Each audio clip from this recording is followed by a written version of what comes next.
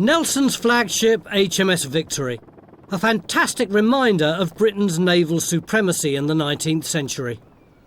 But Portsmouth's history as a seaport goes back to medieval times. In the 13th century, the harbour was a bit further along the coast, and close by was the hospital, which back then wasn't just a place for the sick, but also provided accommodation for travellers. This church was originally part of that hospital, and Time Team have been asked to find the complex of medieval buildings that would have stretched out into this field. You'd have thought that would have been a pretty easy task, but we know that a Tudor mansion was built on top of it, not to mention a whole load of Second World War activity, including a number of German bombs falling here. So can we get at the medieval history without calling in the bomb squad? We'll know in 72 hours.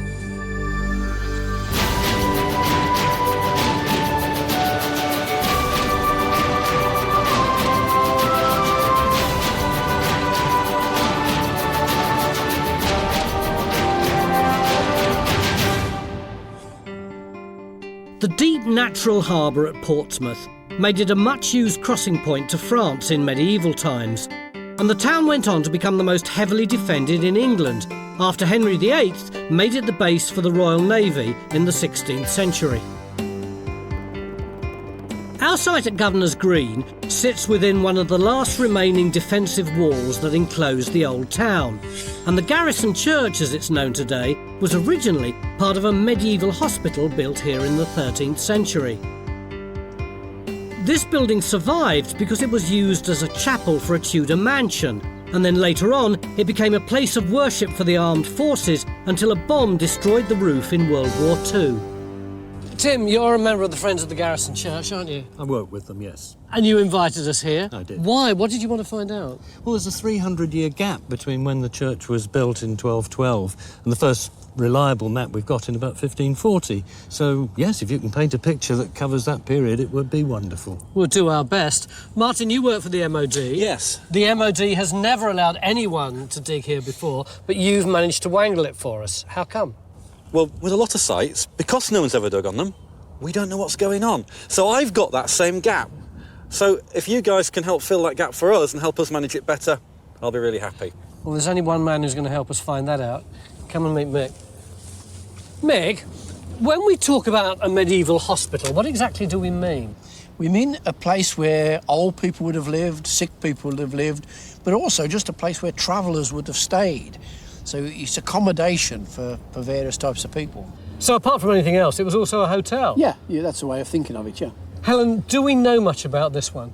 We do. One of the amazing resources we've got are loads and loads of maps, because Portsmouth was so important for the defence of Britain. It was important to know what was where. And this one is, would you believe, mid-16th century. Where's our hospital? The hospital's just here. This map, made around 1540, is thought to be one of the first accurate maps drawn in England.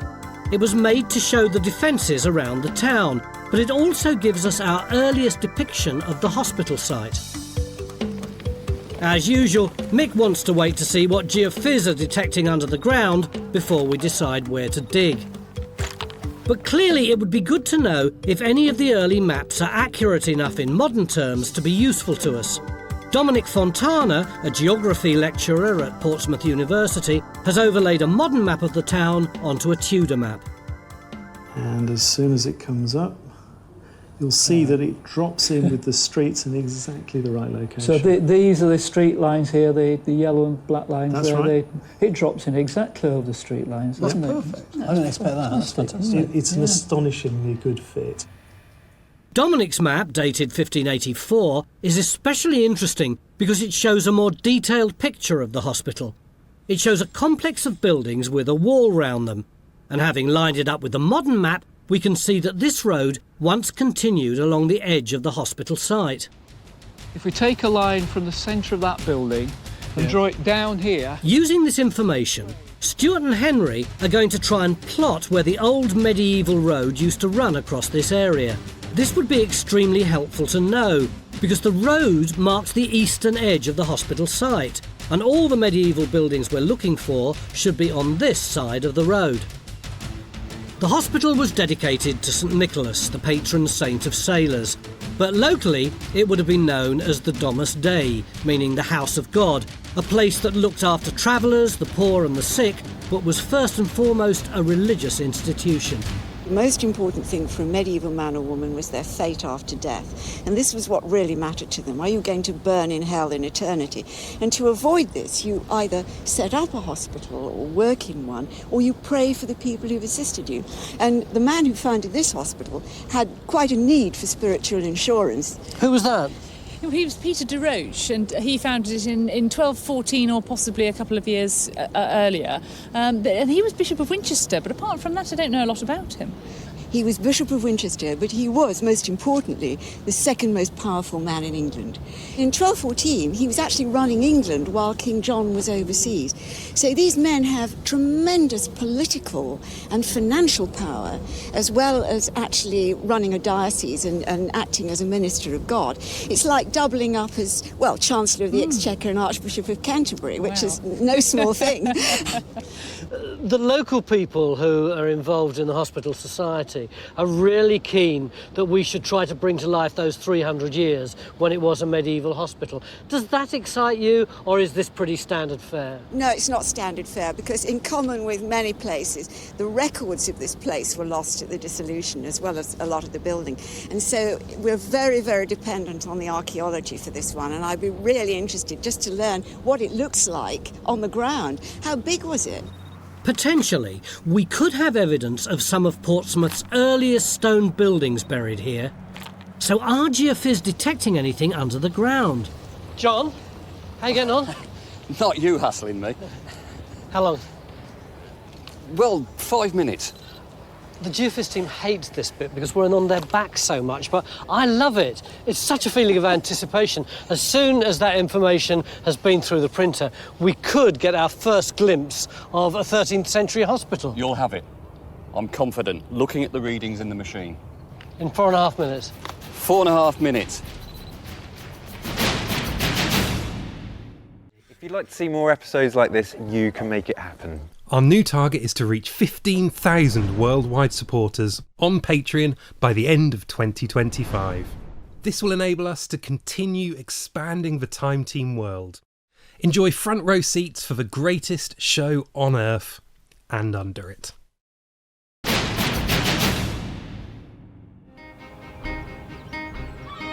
Welcome back to Governor's Green in Portsmouth, where we're waiting to see if our Geophys team have managed to detect the remains of a medieval hospital thought to be buried under this field. 4 minutes 40, John, you've got 20 seconds to go.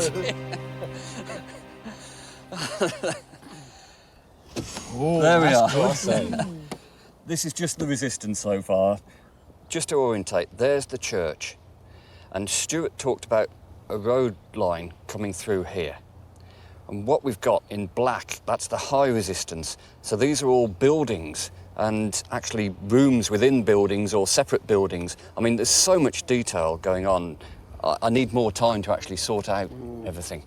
But you see, that's where we come in, John. We put the trenches in to tell you what that geophysics means. I mean, it looks as if we've got lots of lines of walls and buildings there, doesn't it? Now, they may be the later Tudor house, but I guess that's probably a conversion of the medieval buildings anyway. So, I mean, I'd go in for a junction. Yeah, let's do a junction where we've got walls of both directions. Somewhere like that point there, Phil, in the middle there, I reckon. I reckon that's perfect. So with no time to waste, Phil gets our first trench going. The plan is to open up a large area to see exactly what Geophys are detecting here. This 3x5 metre trench is targeted here, over what appears to be a junction between several walls.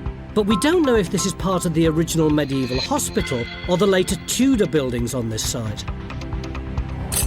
Yeah, that's hard there again. Geophys, in fact, may have detected some modern stuff here, because already Phil's wondering if he's uncovering a concrete surface. God, I hope we ain't got all the archaeology underneath concrete. Don't bear thinking about, do it? While we don't know how much of the hospital survives out in the field, we do know that this church was at the centre of the complex. Richard, our buildings expert, is taking a close look so that we can reconstruct how it looked originally when it was first built in the 13th century. One thing's for sure, this building has got a lot of stories to tell. Like when the hospital closed in 1540 and the governor of Portsmouth took over the site and used the church to store weapons. We've got a list of the things that were stored in the church. That's fantastic. Shovels and spades, scoops, bloke bills, Morris picks, chests of bows and arrows, serpentine powder. This is wonderful stuff. This book, A History of the Church, looks like it could be really useful to us. It's called the Domus Dei of Portsmouth by a man called H.P. Wright, who was the military chaplain here, and he was behind the restoration of the church. The book includes references to a lot of original documents, one of which is a bill for the repair of the medieval buildings in 1581. The church 25 foot wide, the armoury 56 foot long, the smith's forge 32 foot long. And what is then done, which is perhaps a bit speculative, but still quite a lot of fun, is he's taken one of the contemporary plans and he's tried to attach the labels to these buildings you can see here. So this is a plan of what this area would look like, not when it was a hospital, although these are the same buildings, but after it had been taken over by the military, so that we've got things like the armoury, the smith's forge and the pay chamber. Yes. We could test this, couldn't we, Mick? Yeah, I mean, no matter how accurate that is, to have a list of buildings and the dimensions of them is fantastically useful. Our Victorian book also includes this plan, which is based on the same information. If it's accurate, then our mission to find some of Portsmouth's oldest buildings should be simple. All we have to do is align the plan with the modern map and the geophys plot, and hey presto, we've got a blueprint showing where we need to dig to find any of the hospital buildings. So using the plan as a guide, we're going to open a new trench here.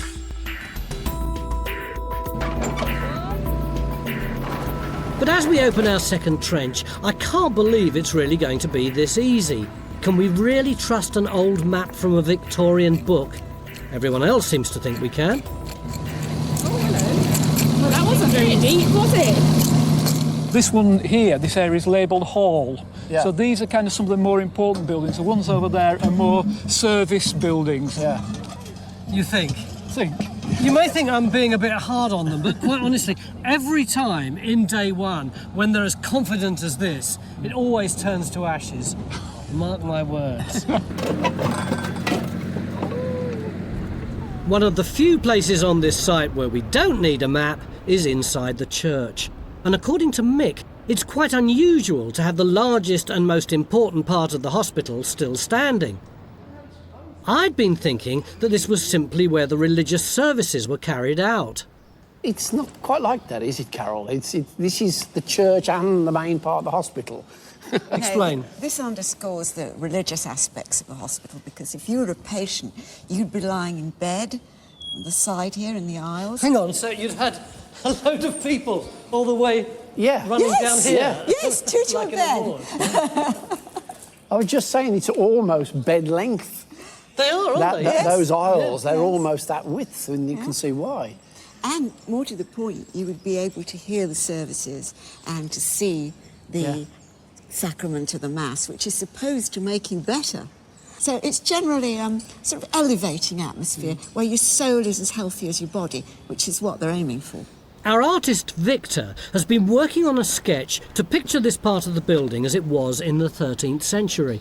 It wasn't a monastic one, so just lay people looking after... Just lay people. But there were priests here too, and they would be ministering to the spiritual needs of the patients. Yes. And some nurses as well, we think. But still, the whole impression still looks like you're coming into a church in which sick people are laid out on each side. Well, that's the whole point about this. In this period, the health of your soul is so much more important than your body.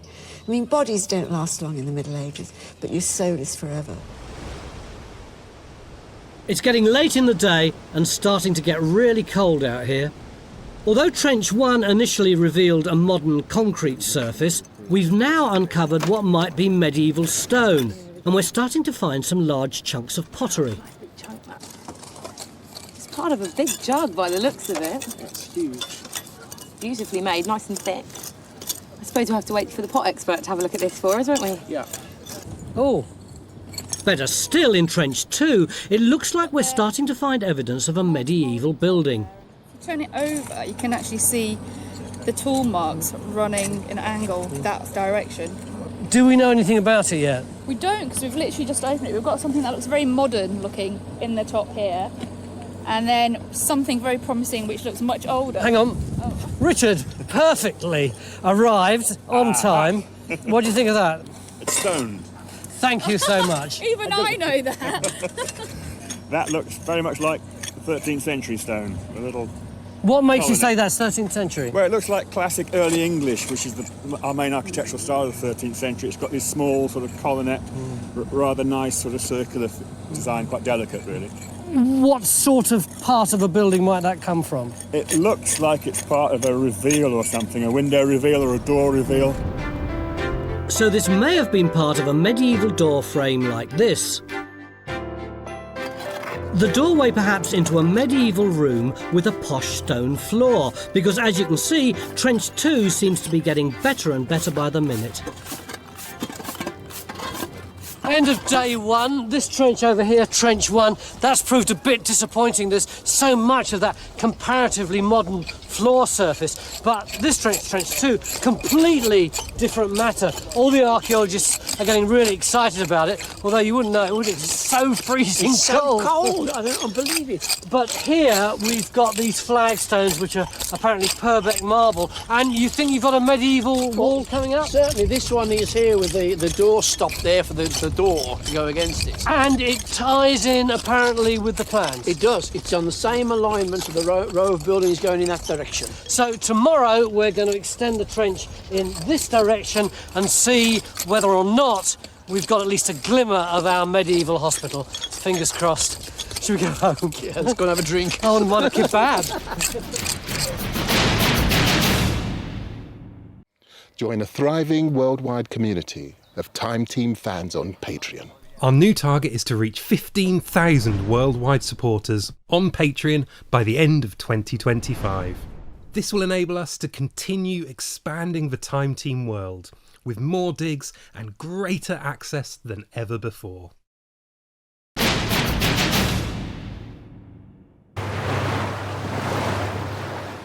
Welcome back to blustery Portsmouth. It's a city that's jam-packed with history.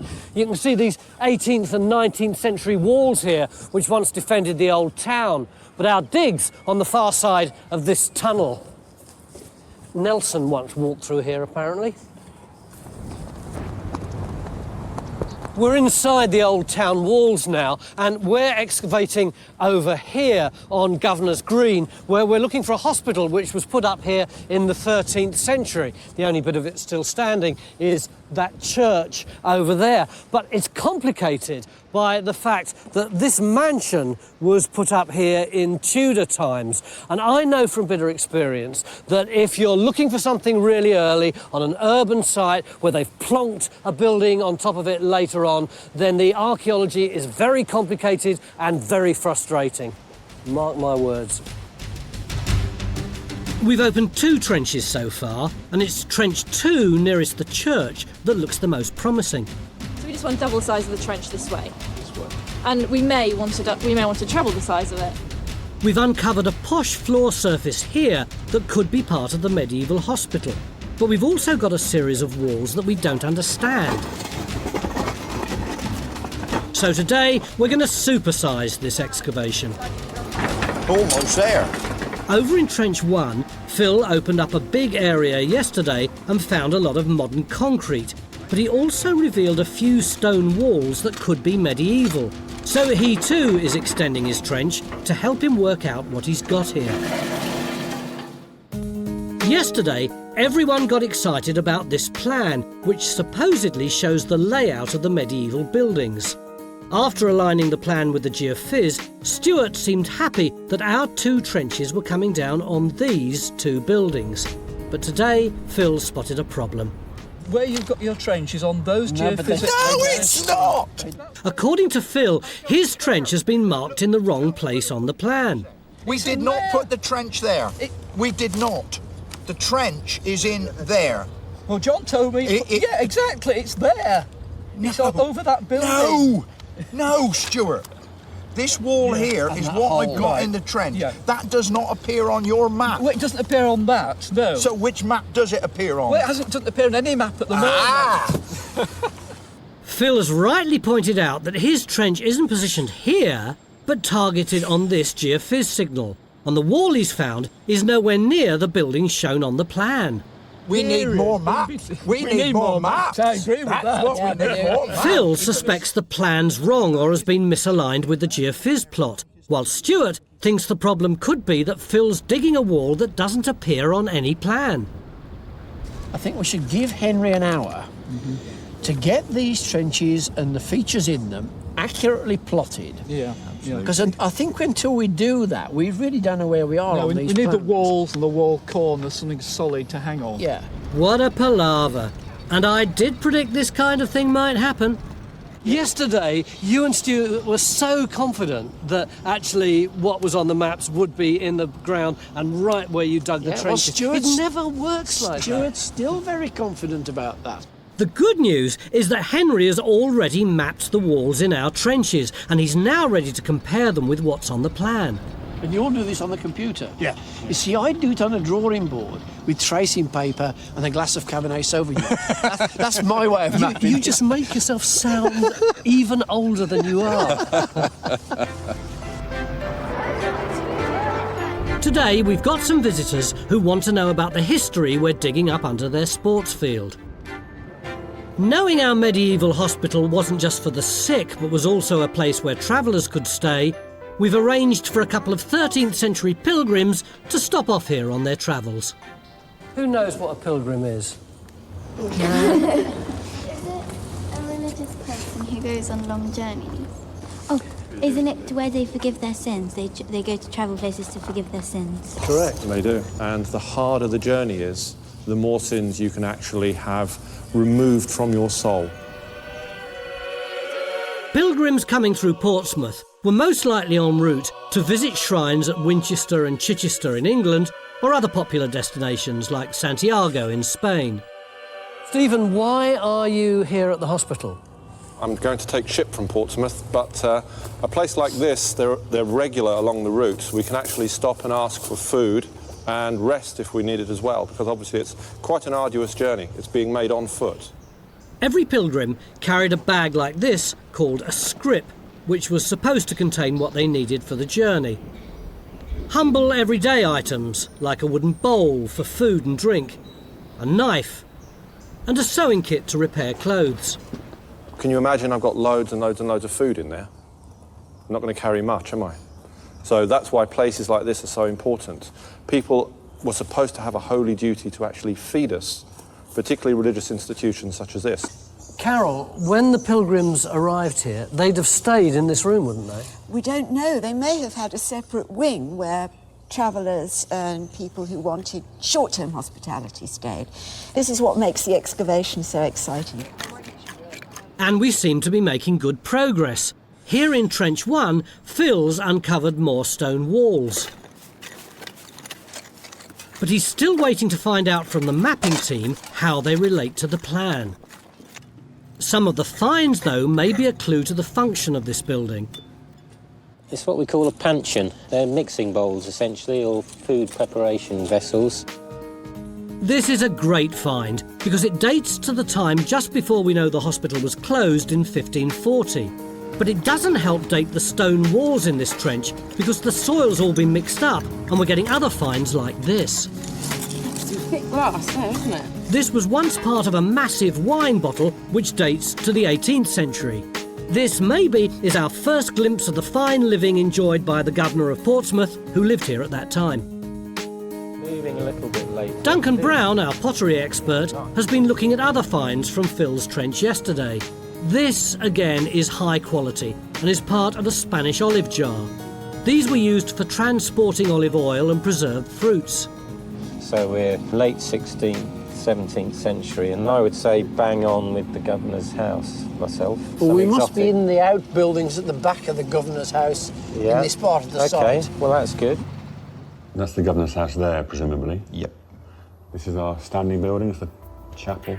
It's a tricky site, because although the governor's house started out as a Tudor mansion, it was modified and updated many times over the years, until it was finally demolished in 1825. These are the trench positions here. What you've got in those trenches are the lines of the walls. That's right, isn't it? Some of the walls we're finding may date to the later building on this site, but some may belong to medieval buildings that were reused as part of the governor's mansion. Crucially, to have a chance of understanding this site, we need to know where our trenches are in relation to our plan of the hospital.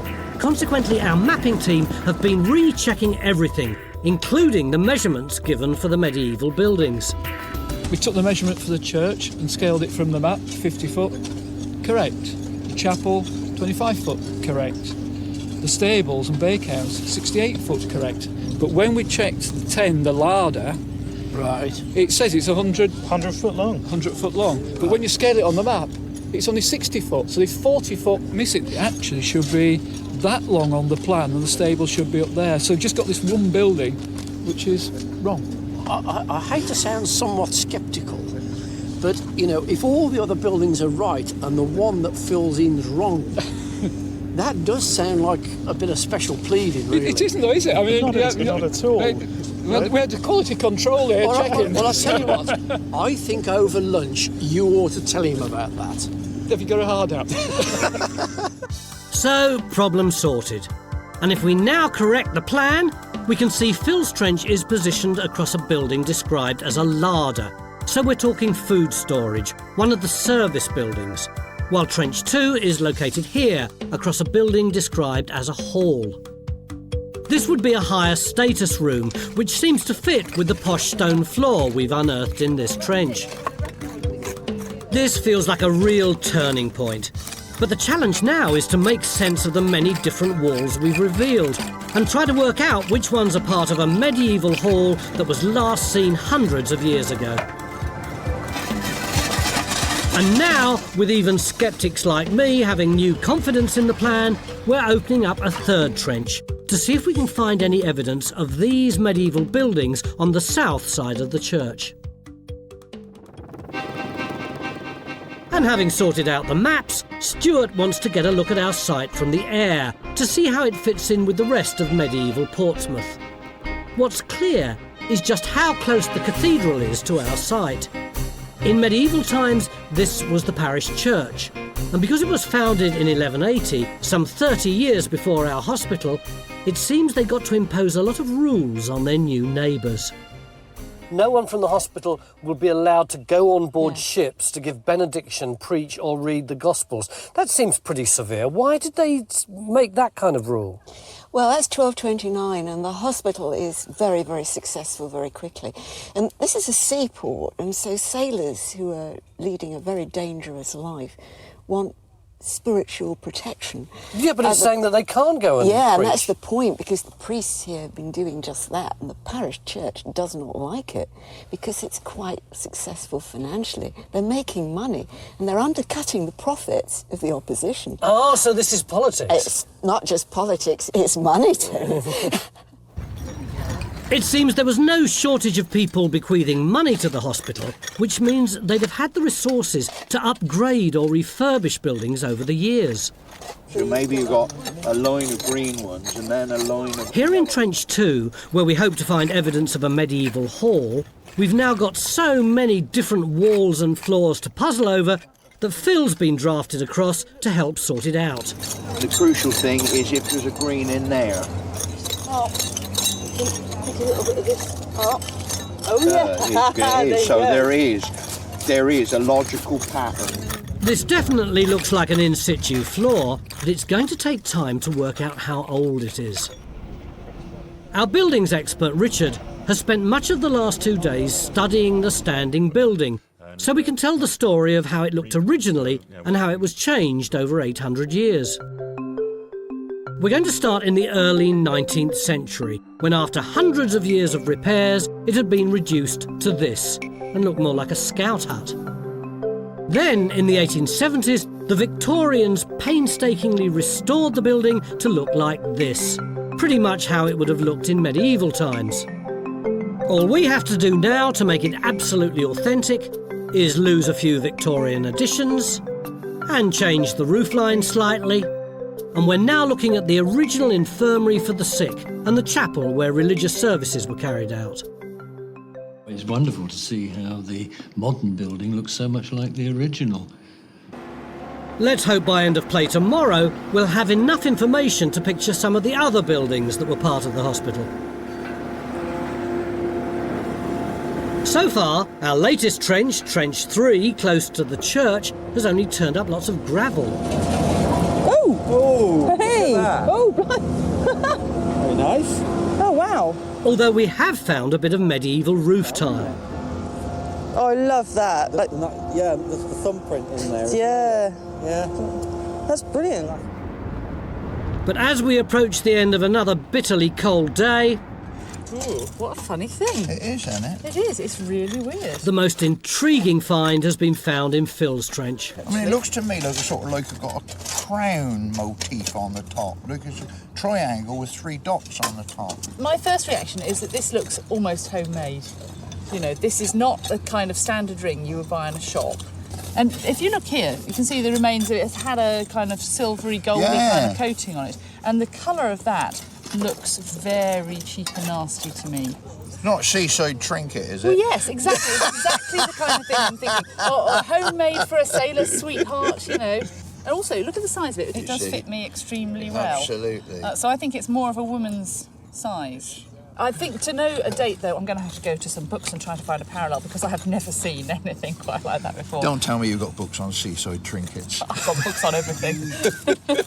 Well, hopefully we'll find out more about this ring tomorrow. But right now, I'm interested in how we're doing unravelling the puzzle of different floors and walls here in Trench 2. This is the trench where yesterday afternoon we thought we'd find the medieval hospital. So 24 hours later, how are we doing? Well, these flagstones aren't medieval, maybe they're Tudor.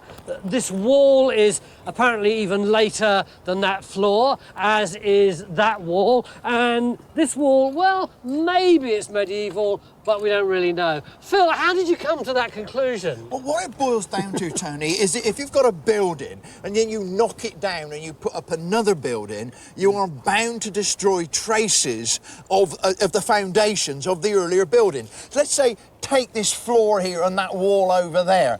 This floor doesn't run right up to the wall. There's a gap. That couldn't possibly happen if they were the same building. That wall has been punched through that floor. So that floor is earlier, that wall is later. Oh, you can see where they've punched through here, can't you? Yeah. Absolutely. Broken teeth. Absolutely. So this wall is again later than the floor. Yeah. This wall comes all the way along here, and there's a gap here. Yep. This wall has been punched through by this wall. That's got to be earlier. It might be the medieval one. Well, tomorrow it looks like we're going to have to extend this trench even more to find out. But right now, everyone wants to get out of the cold and escape to the incident room. Or should I say the bar downstairs. Cheers. It's been a really tough day today. Have we found what we're looking for? Well, I hadn't heard one of these archaeologists tell me that anything in any of the trenches is definitely medieval. I did. No! But tomorrow they're going to sharpen up their axe, bright-eyed and bushy-tailed. Tomorrow morning we're going to have a really good crack at finding that medieval hospital. If you'd like to see more episodes like this, you can make it happen. Our new target is to reach 15,000 worldwide supporters on Patreon by the end of 2025. This will enable us to continue expanding the Time Team world. Enjoy front row seats for the greatest show on Earth and under it.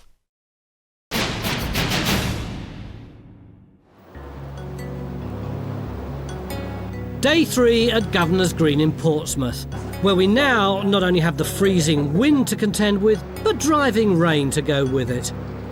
We're looking for the remains of a medieval hospital, but last night I was told that virtually everything here in our best trench is probably to do with a later Tudor mansion that was built here for the Governor of Portsmouth. With just one day left, I'm really going to be pushing to try and find a bit of the medieval hospital. Mick, come out from behind your brolly. What are you going to give us today?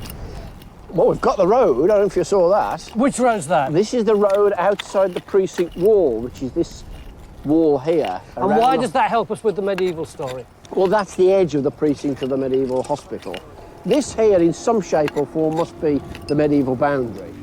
Well, that's good. We've now got the wall that marked the boundary of the medieval hospital and the road that ran beside it. But today, I'm hoping we can identify at least one of the medieval buildings that stood inside the wall. So we're widening this trench even more to help us work out which walls belong to the medieval hall shown on this plan. And if anyone can unpick the medieval archaeology from all the later stuff, it's got to be Phil. So I've just got to keep my fingers crossed. Impressive, isn't it? We have a fantastic picture of Portsmouth in 1545. It famously shows Henry VIII's ship, the Mary Rose, sinking. But more interesting to us, it shows the walled medieval town and our hospital situated inside. This was when the military had taken over the site and was storing weapons in the church. So it is actually showing a good level of detail, isn't it, sir? It really is. You can see the wall around the site. This picture may also be showing the hall we're digging, which we know was next to the kitchens. That looks tall chimney, either a kitchen or a hall, something there. Quite probably, yes. It certainly shows some quite interesting windows. Back on site, and there's been a development. Up until now, while we've suspected that walls in this trench may belong to the later use of this site, we've had no way of dating them. But John's been comparing this plan of the governor's house with the latest geophys results, and he's made an important discovery. Look, there's the trench in red. Yeah. Look at that wall of the governor's house going through the middle.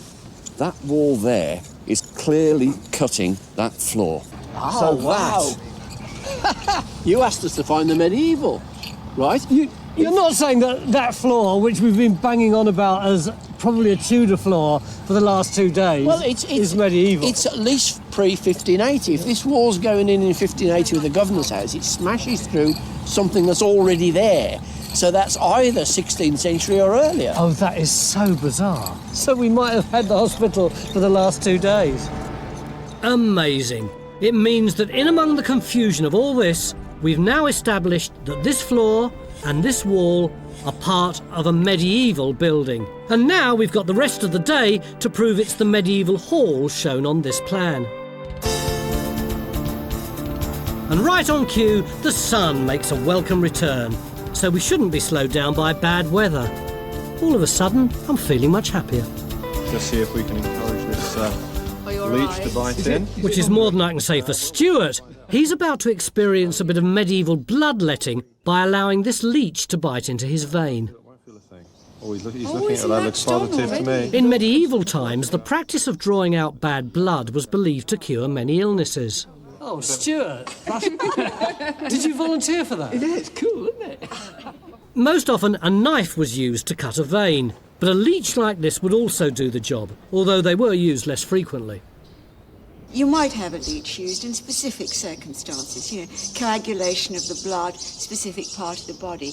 But a lot of this is a myth. Most people wouldn't experience a leech in their lives, so you're an exceptional man, Stuart. But this table is full of herbal medicines that would have been used at a medieval hospital. Herbs like rosemary and aniseed, which were used for raising people's spirits and aiding digestion. If your digestion wasn't working properly, that would lead to illness. So something like this, something simple like that, is a very, very important medicine. But what about a serious medical problem like a broken leg? Our osteoarchaeologist Jackie McKinley has brought some bones excavated at other medieval sites. This lower leg bone would normally look like this, but it was fractured and ended up like this.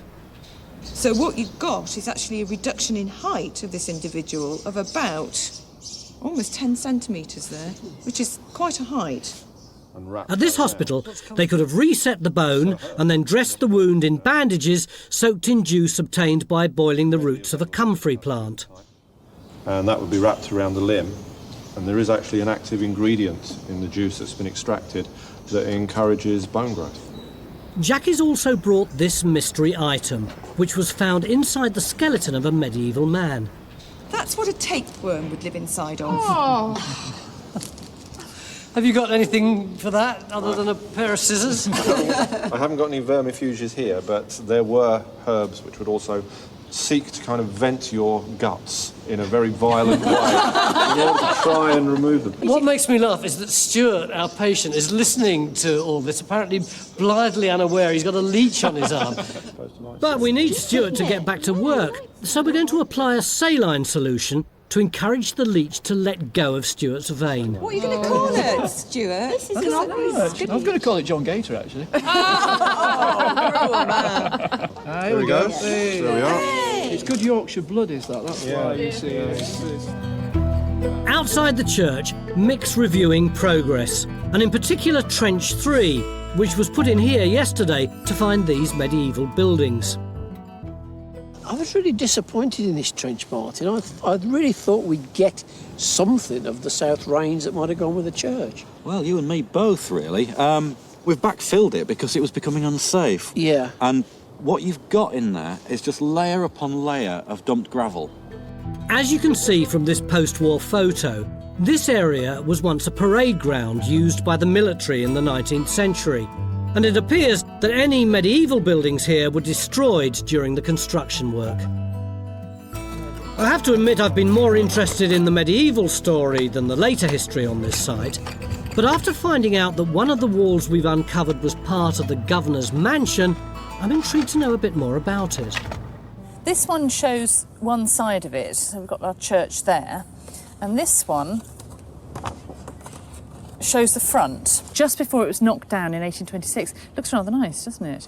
And it was the scene of some of the most amazing moments. A few years before it was knocked down, in 1814, there was a massive 4-day party here to celebrate the defeat of Napoleon. And we've got a list of the people who were here. We've got the Prince Regent, with the Emperor of Russia, Frederick King of Prussia, Marshal Blücher, Prince Platoff, whoever he may be, and they all came? They all came. The Duke of Wellington did turn up 2 days late, but then perhaps he was allowed to. Hang on, did you just say defeat of Napoleon in 1814? Yeah, you're thinking of the Battle of Waterloo in 1815, Yeah. aren't you? There was a bit of a problem because just as they were celebrating, I think he was escaping from Elba, and they had to do it all over again. We may not have found anything belonging to the Emperor of Russia, but having cleaned up the ring we found yesterday, Helen believes it probably does date to the time the house was being demolished in the 19th century. You can see much more clearly now what's going on. I will do if I put my glasses on.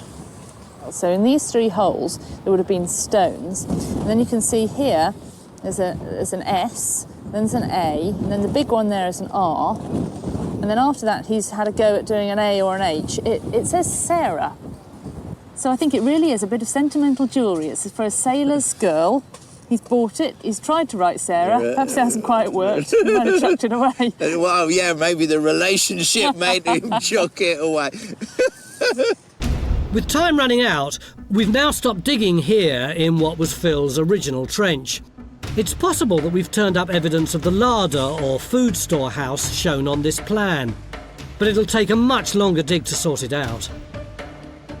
With the people who invited us here starting to crowd around the trenches, all our efforts are now being focused here in Trench 2, where we'd like to be able to prove to them that we've found the medieval hall belonging to the hospital.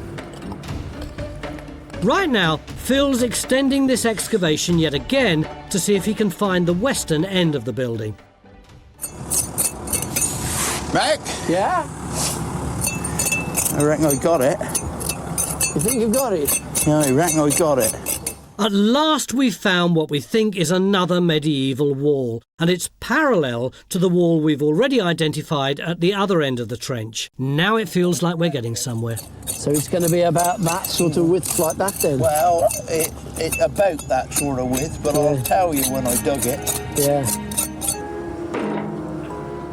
It seems this medieval building didn't get updated to become part of the governor's mansion and would have gone out of use when the hospital was closed down by Henry VIII in 1540, along with the country's monasteries and other religious institutions. What on earth did people do, though, if they were used to coming here when they were aged or infirm or sick or whatever, and suddenly it's shut down? Well, that was the big problem because they were literally out on the street. And there's a lot of literature written in this time about the new problems faced by these people who had been looked after in hospitals and in monasteries and suddenly find themselves beggars, you know, going from town to town and trying to get some assistance. And it became a massive social problem. Were there places they could stay? Well, a lot of people start founding almshouses. What's an almshouse? Almshouses are smaller institutions. It's sort of sheltered accommodation, really, which is for the deserving poor, those people you know to be reputable, but who are perhaps elderly or disabled, and they can live there till they die. If we can, we'd like to be able to prove when our medieval hall was built, because it may have been part of the original hospital built in the early 13th century.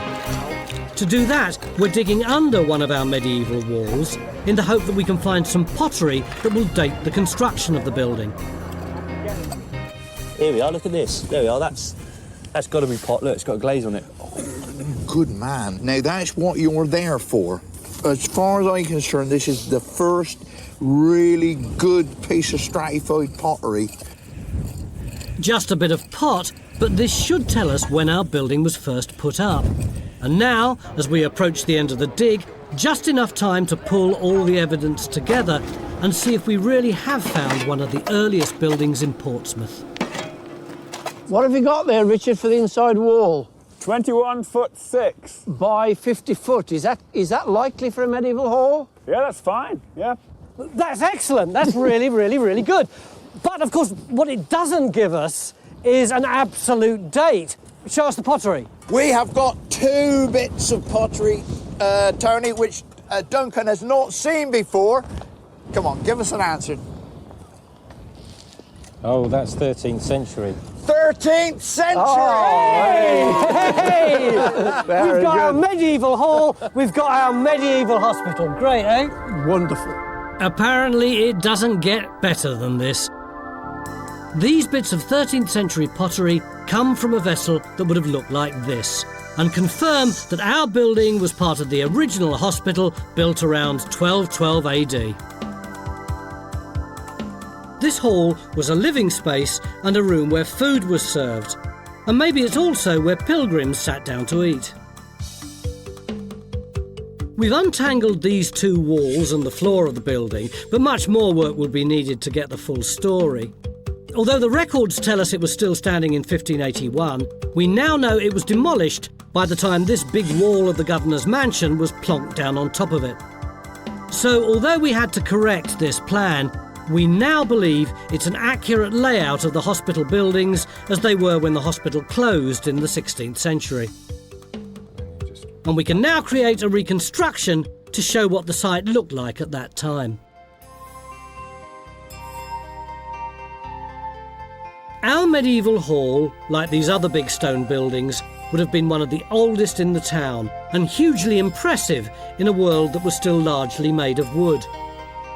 Built 300 years before the big defensive walls around the town, in medieval times it occupied a prime location near the sea and would have stood out like a beacon to any pilgrim arriving at the harbour nearby.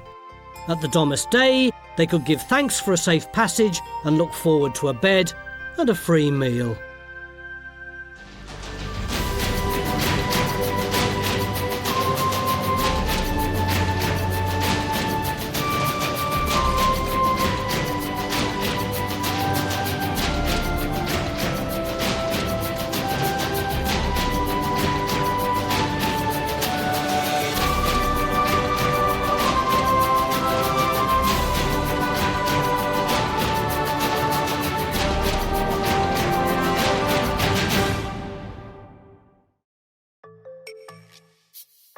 Join Time Team on Patreon to access exclusive 3D models, masterclasses and behind-the-scenes insights.